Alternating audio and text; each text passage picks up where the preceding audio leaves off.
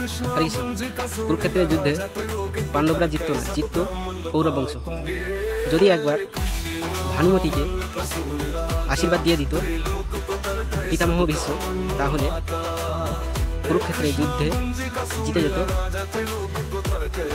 কুরুক্ষেত্রে যখন শুরু হয় তখন 5 দিন হয়ে গেছিল। 5 দিনের মধ্যে কোনো দিনই যুদ্ধ করেনি। তখনই রেগে গিয়ে দুর্যোধন বলেছিল যে পিতামহ ভীষ্মকে, যে তুমি আমার হয়ে লড়ছো না পাণ্ডবদের হয়ে লড়ছো?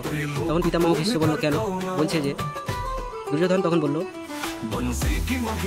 5 দিন হয়ে গেল, তুমি এখনো কারোর উপরে বা যুদ্ধ করো।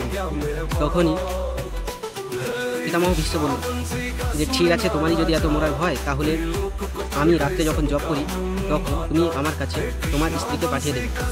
তখন আমি ভানুমতিকে আশীর্বাদ দিয়ে দেব, তখন তোমাকে কেউ মারতে পারবে না। তা ভগবান শ্রীকৃষ্ণ এই কথাটা জানতে পেরেছে। তখন সেই রাত্রেই দ্রৌপদীকে নিয়েও ভীষ্মর কাছে গিয়েছিল। তা যাবার আগে দ্রৌপদী শ্রীকৃষ্ণকে জিজ্ঞাসা করেছিল যে আমরা যাচ্ছি কেন? তখন শ্রীকৃষ্ণ বলেছিল যে আমরা যে কারণেই যাচ্ছি কেন, পিতামহ ভীষ্ম যাই বলুক না কেন, তুমি হুঁ হুঁ বলে ছেড়ে দেবে, আর কোনো কথা বলবে না। আর যদি বলে তোমার সঙ্গে কে এসেছিল, তুমি তখন বলবে আমার ভাই এসেছে, আমার ভাই গোয়ালা এসেছে, আমি ওকে প্রত্যেক বছর রাখি বাঁধি। আমি যত পূর্ণ ব্রহ্মচর্য পালন করেছি সব তোমাকে আশীর্বাদ দিলাম যে তোমার স্বামীকে কেউ মারতে পারবে।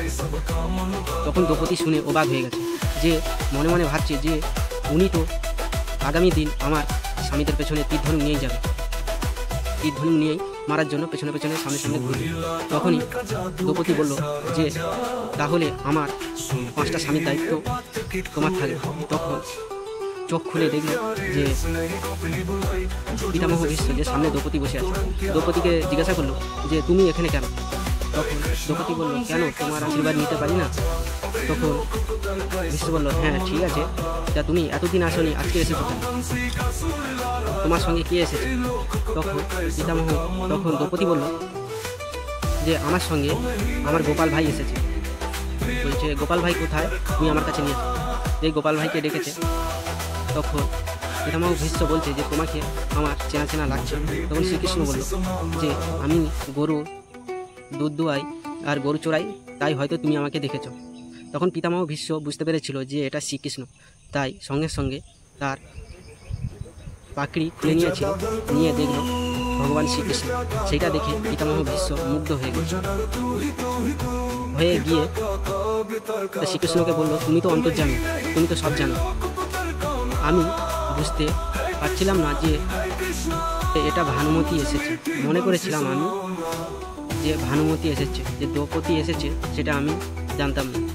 বললো যে প্রভু তোমার যা ইচ্ছা তুমি সেটাই করো। হরে কৃষ্ণ, রাধে রাধে।